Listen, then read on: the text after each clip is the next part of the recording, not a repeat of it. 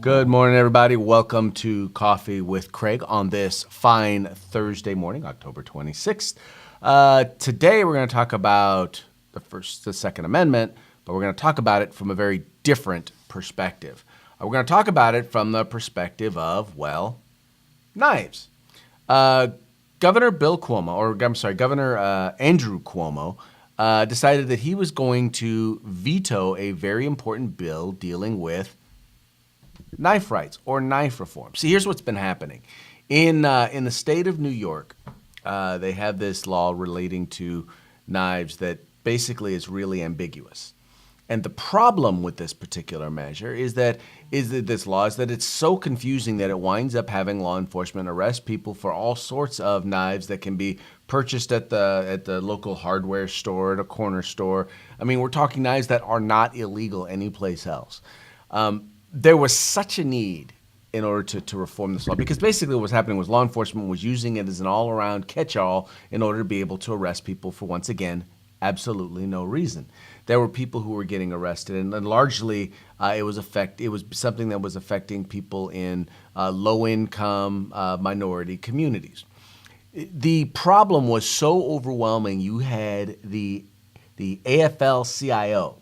You had the NAACP, you had the New York Times, and then you had groups like Knife Rights and the Firearms Policy Coalition, all came together in order to support this particular measure. Now, how overwhelming was the support actually in New York? Well, 136-1 was how it passed the state assembly. 136-1. And then in New York State Senate, guess what? 61-1. 61-1. So a grand total of two people in the legislative branch of New York decided that they didn't like this particular piece of legislation. And who wound up vetoing it?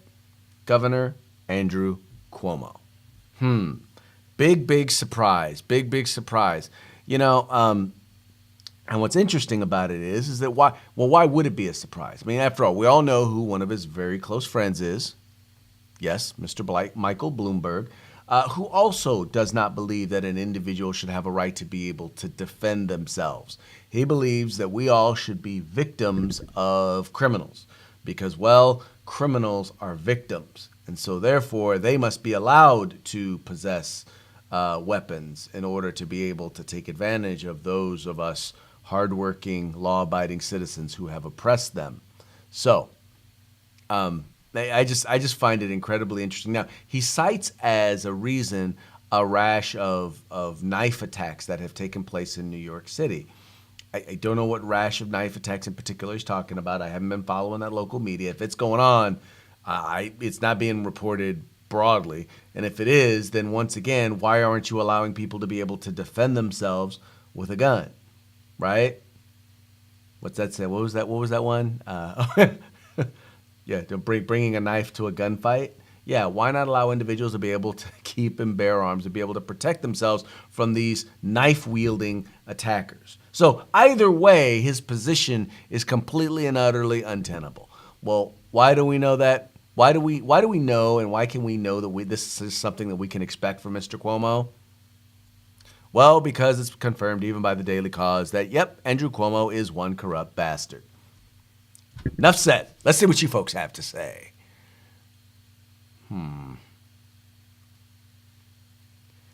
Interesting. Good morning from Three Rivers. Good morning, Daryl. So come on, you guys. What's your perspective? I mean, and this is vital because one of the reasons why I wanted to point this out was because a lot of people, when they think of the Second Amendment, they think of they always think of guns and they always think of firearms. But it's not just about firearms. The right or the ability to be able to defend yourself goes beyond that. We've fought here at FPC. We fought for tasers. We're fighting right now, working with groups like Knife Rights in order to fight for the right for a person to be able to defend themselves with a knife or to be able to own or possess a knife. It's almost like they're looking for any reason they can to put law-abiding citizens in jail. Let's see. George says, what about the upcoming 2A rally in Sacramento and across the country on November 6th? Any information? We're not participating in a rally on November 5th. Haven't been contacted about it. And I'm just going to point this out. The legislature's not in session, so there are no legislators that are going to be there in order to hear the pleas of those who attend. The other issue is there've been, I want to say at least this will be the third or fourth rally here in Sacramento just in 2017. And without knowing the goal of the rally, here's the thing, folks. If you're going to get together, it's got to be with a purpose. If the purpose is simply to come together and be angry and yell at an empty building, doesn't really do a whole lot of good. If the idea is to gather in order to get people's information, in order to help educate people and get people involved, and there's a strategic plan to follow up as a part of that, then that's something worth being a part of. But once again, if you're just going to take a Saturday morning and afternoon to yell at an empty building, I don't know what to tell you. Actually, let me clarify. That is on a Sunday. So you're going to get together on a Sunday to yell at an empty building. For those of you who enjoy rallying, go ahead and rally.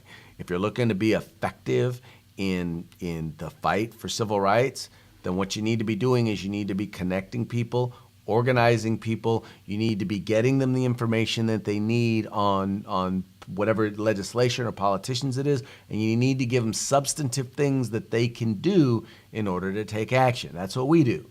What do? We provide you information on legislation. Then we tell you exactly, well, this is what the legislation does, this is where it's at. These are the people who are about to vote on it. How can you help? You can contact them. You can send them an email through our website. You can call them. You can, if you can make it down to the hearing when it's being voted on, you can show up. All those are things that we can let you guys know about and then give you information to be able to do that, activate, yada, yada, yada. But if it's simply to, once again, to just hook up and don't get me wrong, some folks feel like they need to get together and commiserate like that. I spend pretty much I spend a lot of time at that building during the week, and I can tell you that it's important to be there, but it's mostly important to be there when they are there. Let's see here. Jess says Hollywood elites, media, and Democrats want to tell you how to live and what to hear and watch. Be vigilant. Well, exactly. There's three pillars of our society that really inform us, that really kind of guide and direct a society. There's the government, there's the family, and then there's there's the government, there's the family, and then there's education. And unfortunately, I forgot, fourth, entertainment.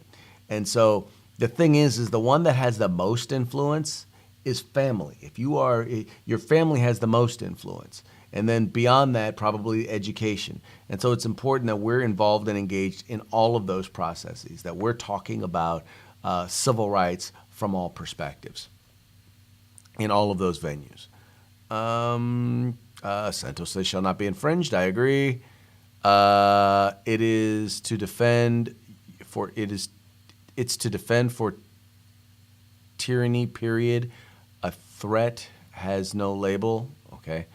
I'm sure the governor was being guarded by armed men when he vetoed it. Yes, I am quite sure that the governor was well guarded and well protected by individuals and from individuals, whether they be, I don't know, whether they be knife wielding or gun wielding. I'm quite sure that he was very well protected. But, that's kind of the way they tend to do it. They tend to be, pieces of poo. I'll just leave it at that. Anyway, folks, thank you so much for tuning in today. It's been fun, as always. We'll be back at you tomorrow with a little more coffee. Have fun. Stay safe. Stay free. If you like our videos, follow, subscribe, like, and share.